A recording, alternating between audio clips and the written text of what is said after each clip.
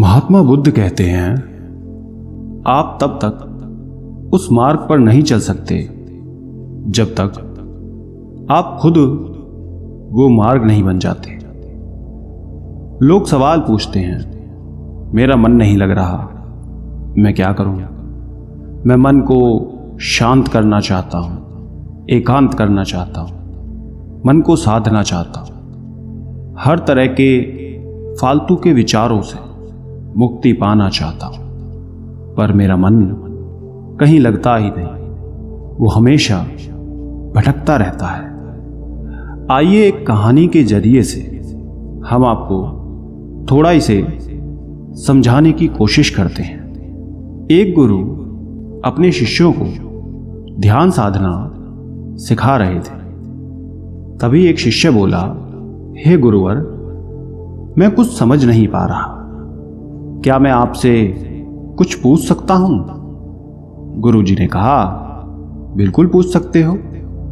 शिष्य ने कहा, जैसे मैं पानी पीता हूं तो मेरी प्यास बुझ जाती है, या कोई भी पानी पीता है तो उसकी प्यास बुझ जाती है, तो यह ध्यान के संबंध में ऐसा क्यों नहीं होता?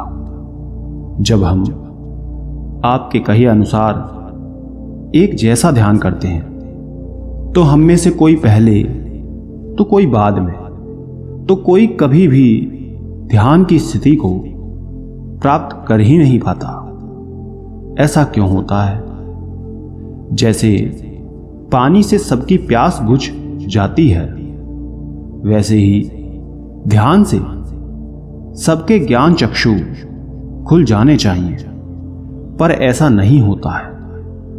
गुरुजी ने कहा, कल किसी ने भोजन पर हमें आमंत्रित किया है, कल तुम मेरे साथ चलना, मैं तुम्हारे प्रश्नों के उत्तर वहीं दूंगा।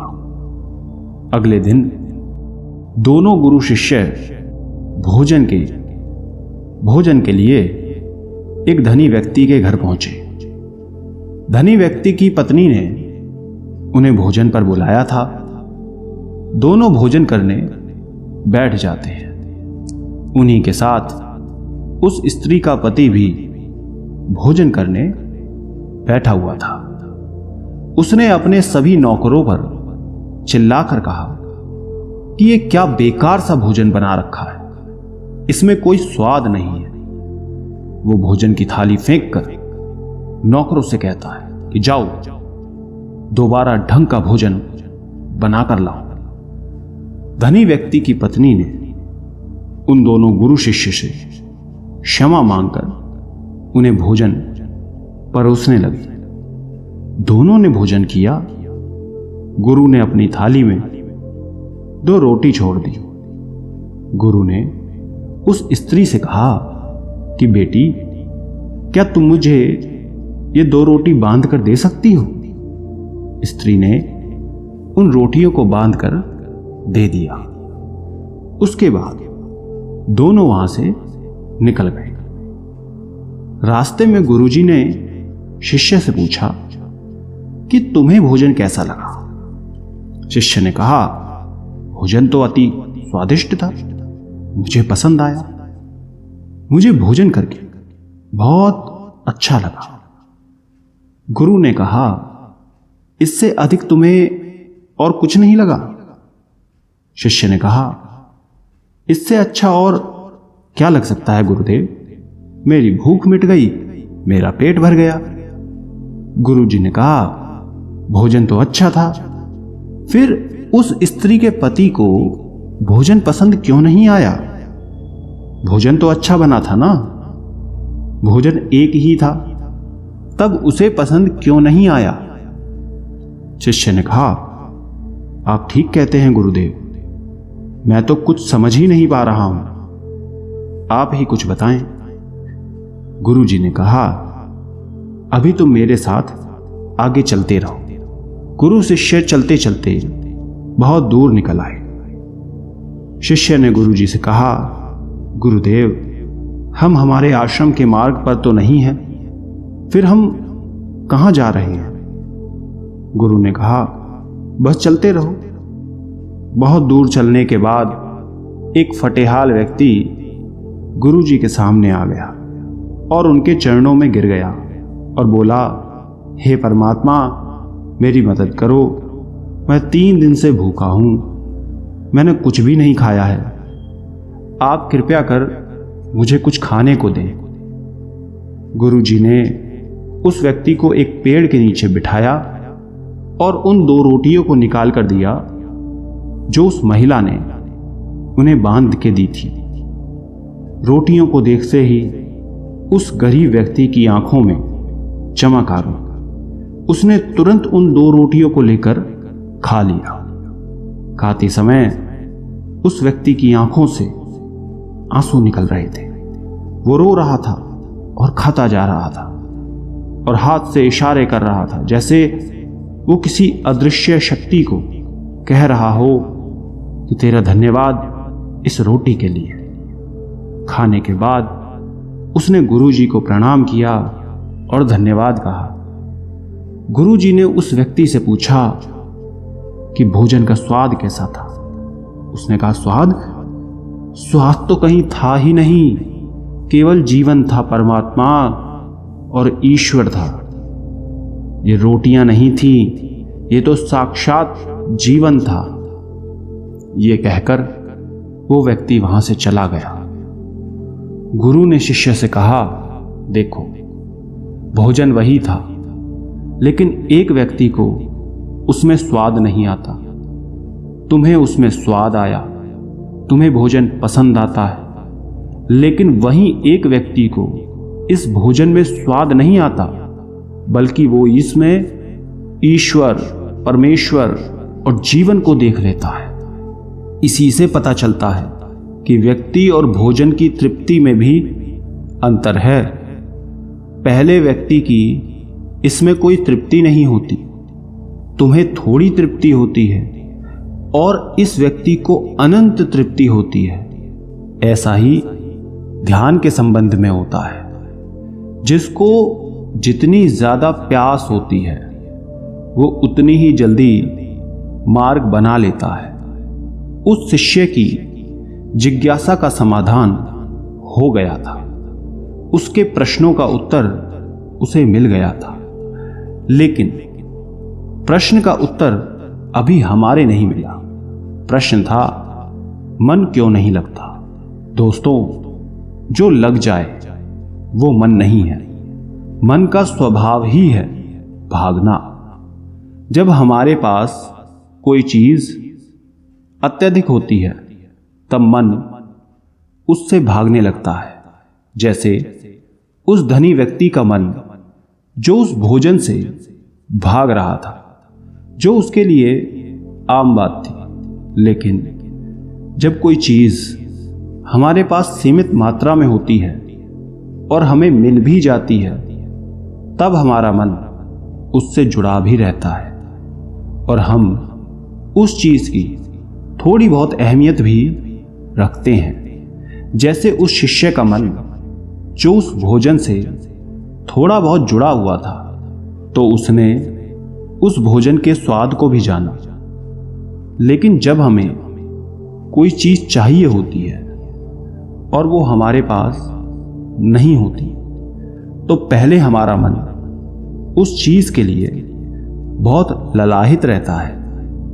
वो हर हाल में उसे पा लेना चाहता है। लेकिन जब कोई चीज प्राणों से जुड़ी हो, जैसे कि वो 2 रोटी, और जब बात प्राणों पर आ जाए, तब मन गायब हो जाता है। तब आप स्वाद नहीं देखते, भोजन का प्रकार नहीं देखते, तब आपको सिर्फ भोजन चाहिए होता है। तब आप एकाग्र हो जाते हैं भोजन के लिए।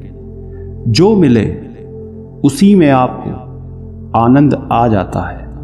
स्वाद हो या ना हो, आपके प्राण अंदर तक उसे स्वीकार कर लेते हैं। और यह तब होता है जब मन नहीं होता। हम हमारे मन को लगाने की बहुत कोशिश करते हैं। कुछ पढ़ाई में लगाने की कोशिश करते हैं, तो कुछ अपने काम में लगाने की कोशिश करते हैं, लेकिन आपने देखा होगा कि मन कहीं नहीं लगता, और ये लग भी नहीं सकता, क्योंकि इसका काम किसी चीज में लगना है ही नहीं, बल्कि इसका काम है आपको भगाना इधर से उधर। एक चीज आपको मिली तो दूसरी चीज पर ले जाना, दूसरी चीज आपको मिली तो तीसरी चीज पर ले जाना। मन संतुष्टि को नहीं जानता, वो केवल पाना जानता है। पाने के बाद भूल जाना जानता है।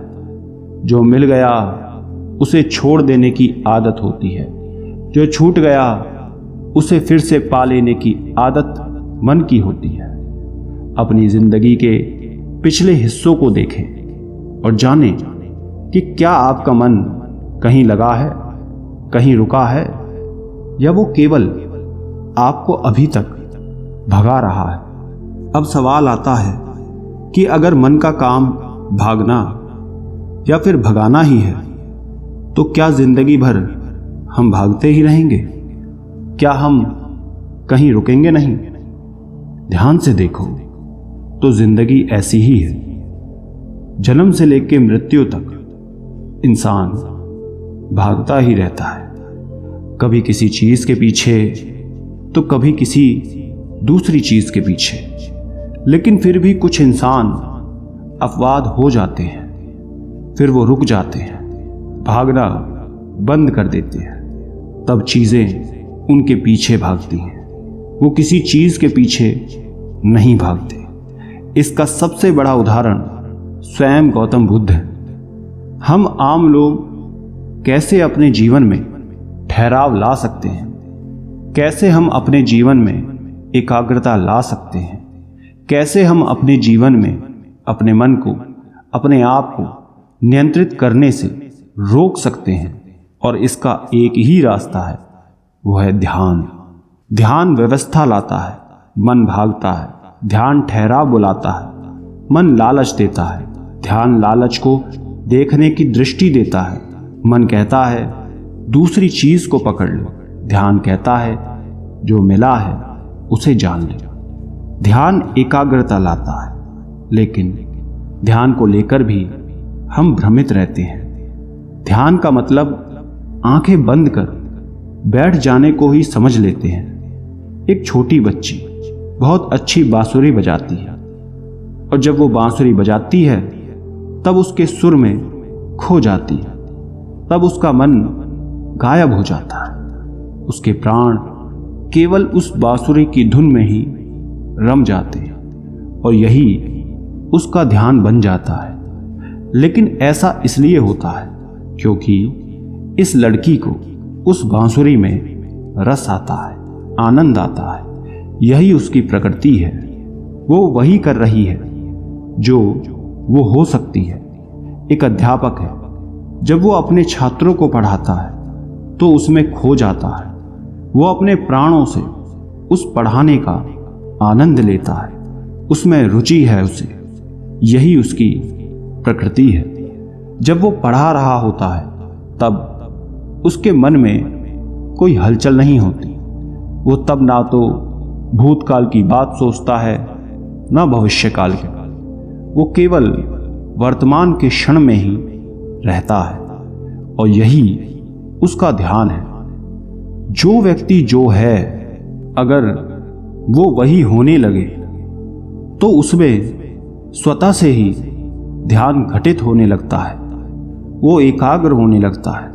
लेकिन जब व्यक्ति कुछ होने की कोशिश करता है तो उसका मन हावी होने लगता है, एकाग्रता टूट जाती है, और तब हम भागते रहते हैं। सब कुछ पा लेते हैं, तब भी सोचते हैं कि कुछ रह गया है, और ये अधूरापन कभी पूरा नहीं होता।